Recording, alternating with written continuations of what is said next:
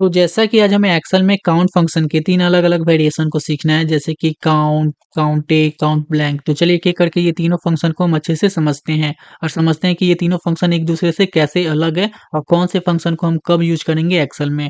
तो यहाँ पे हमारे पास एक डेटा है जिस पे हम ये तीनों फंक्शन अप्लाई करेंगे और अच्छे से समझेंगे कि ये तीनों फंक्शन का क्या रोल होता है एक्सेल में। तो चलिए सबसे पहले हम आते हैं यहाँ पे काउंट फंक्शन पे। तो काउंट फंक्शन का रोल क्या होता है एक्सेल में? तो यहाँ पे हम इसको यूज़ करके ही देख लेते हैं। तो यहाँ पे राइट करते हैं इक्वल टू काउंट। यहाँ पे हम डेटा को सेलेक्ट कर लेते हैं। अब हम यहाँ पे एंटर करेंगे, तो यहाँ पे आ रहा है आउटपुट में 2। अब यहाँ पे 2 क्यों आया? तो देखिए, इस डेटा में अगर आप देखोगे तो यहाँ पे आपको टेक्स्ट भी देखने को मिलेंगे, यहाँ पे ब्लैंक है यानी कि कुछ भी राइट नहीं है, यहाँ पे आपको नंबर भी देखने को मिल जा रहा है और यहाँ पे बूलियन वैल्यू यानी कि ट्रू एंड फॉल्स यानी कि यहाँ पे डिफरेंट-डिफरेंट टाइप के डेटा दिए हुए हैं।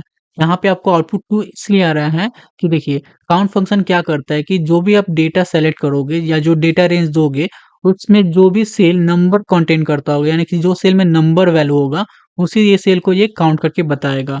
अगर आप यहाँ पे राइट करोगे इक्वल टू काउंट, तो आपको यहाँ पे हिंट भी मिल रहा होगा। अगर आप यहाँ पे देखो, तो यहाँ पे दे रहा है कि counts the number of cells in a range that contain numbers, यानी कि ये वही सेल को काउंट करेगा जो आप रेंज दोगे जिसमें नंबर हो, ठीक है? तो यहाँ पे अगर हम यहाँ पे एक और नंबर यहाँ पे इंक्रीज करते हैं, सपोज मैं यहाँ पे ले लेता हूँ 45। अब मैं एंटर करूँगा तो यहाँ पे देखिए एक काउंट और इंक्रीज हो गया। काउंट फंक्शन का सिंपल रूल यही है कि जो भी आप डेटा रेंज सेलेक्ट करोगे या फिर जो भी आप डेटा रेंज दोगे, उसमें जो सेल नंबर कंटेन करता होगा, जिस सेल में नंबर होगा, उसी सेल को वो काउंट करेगा, उसके अलावा किसी सेल को वो काउंट नहीं करेगा। अगर हम इसको डिलीट कर देते हैं तो देखिए यहाँ पे आपको 1 डिक्रीज हो जाएगा। तो आपने ये समझ लिया कि काउंट फंक्शन का क्या रोल होता है एक्सेल में। अब हम आते हैं यहाँ पे काउंटे फंक्शन पे। तो काउंटे फंक्शन का क्या रोल होता है? तो चलिए इसको भी हम यहाँ पे यूज़ करके देख लेते हैं। तो इक्वल टू काउंटे, यहाँ पे हम फिर से डेटा को सेलेक्ट करते हैं, एंटर। देखिए, अब यहाँ पे आउटपुट में आ रहा है 8। अब यहाँ पे 8 क्यों आया? तो हमने ये डेटा को सेलेक्ट किया। अब आप देखोगे इस डेटा में, तो यहाँ पे लगभग 10 रो है, बट यहाँ पे 2 एम्प्टी सेल आपको देखने को मिल जाएगा, ठीक? यानी कि इस सेल में कुछ भी राइट नहीं है, बाकी सारे सेल में राइट है। तो काउंटिंग फंक्शन क्या करता है, आप जो भी रेंज दोगे, उसमें जो सेल एम्प्टी है, उसको वो काउंट नहीं करेगा। जो सेल में कुछ ना कुछ राइट हो, उसी सेल को ये काउंट करेगा, बाकी सेल को वो काउंट नहीं करेगा।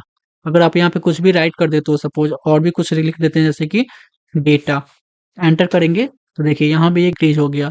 अगर आप यहाँ पे equal to count A write करोगे, तो देखिए आपको यहाँ पे हिंट में मिल रहा होगा कि counts the number of cells in a range that are not empty, यानी कि वो वही सेल को काउंट करेगा जो कि एम्प्टी ना हो यानी कि खाली ना हो, कुछ ना कुछ उसमें लिखा होना चाहिए।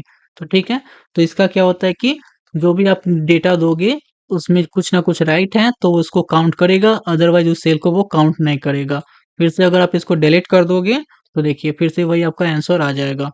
अब हम आते हैं यहाँ पे काउंट ब्लैंक पे। तो काउंट ब्लैंक फंक्शन का क्या रोल होता है एक्सेल में? तो जैसा कि यहाँ पे आप नेम से समझ गए होंगे कि जो एम्प्टी सेल होगा यानी कि उस सेल में कुछ भी राइट नहीं होगा, उसको वो काउंट करके आपको देगा। तो यहाँ पे अगर आप यूज़ करोगे इक्वल टू काउंट ब्लैंक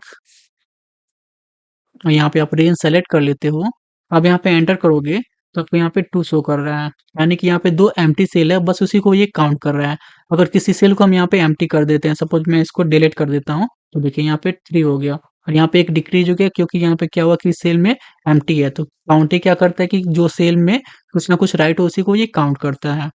तो हमने यहाँ पे सीख लिया कि काउंट फंक्शन क्या करता है, जो भी आप यहाँ पे डेटा रेंज दोगे, उस डेटा में जो भी सेल नंबर कंटेन करता होगा, जिस सेल में नंबर होगा, उसी को वो काउंट करके देगा, ठीक है? काउंटिंग क्या करता है कि आप जो डेटा रेंज सेलेक्ट करके दोगे, उसमें जितना भी सेल में कुछ ना कुछ राइट होगा, यानी कि जो एम्प्टी सेल ना हो, उसी को वो काउंट करके देगा। और यहाँ पे काउंट ब्लैंक क्या करता है कि जो सेल में कुछ राइट ना हो, जो ब्लैंक हो, ठीक है? उसी को वो काउंट करके देगा। उम्मीद है आपको ये काउंट फंक्शन के 3 अलग-अलग वेरिएशन अच्छे से समझ में आ गए होंगे। तो मिलते हैं नेक्स्ट वीडियो में। वीडियो अच्छी लगी हो तो लाइक कर दीजिएगा। Tata, bye bye.